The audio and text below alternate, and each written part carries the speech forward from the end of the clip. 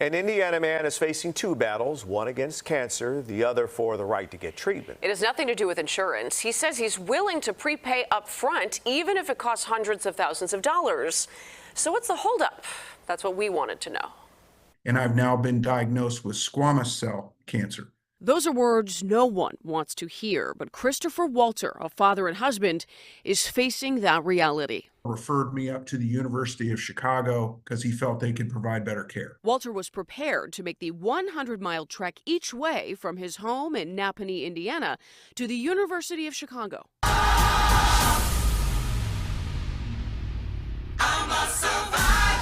Because of the Hyde Park Hospital's reputation for beating cancer. The national average for cure of squamous cell cancer is 85%. University of Chicago is 95%.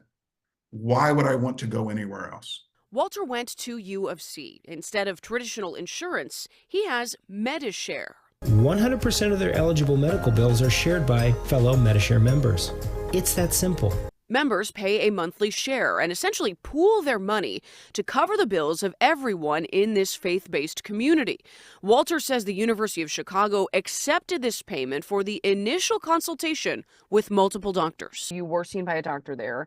And 3 of them. Yeah, here's the funny part. They had no trouble taking my money and treating me for a consultation. Walter says Medishare essentially provides a blank check for treatments. Plus, he says he would prepay out of his own pocket if needed.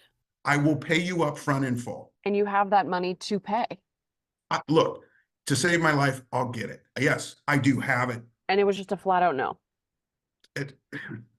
It's like pinning down Jell-O with them.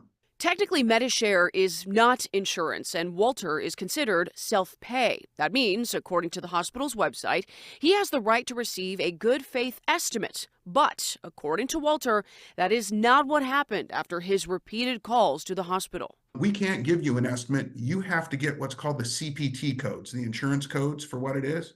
And I said, wait a minute. I have to get the CPT codes?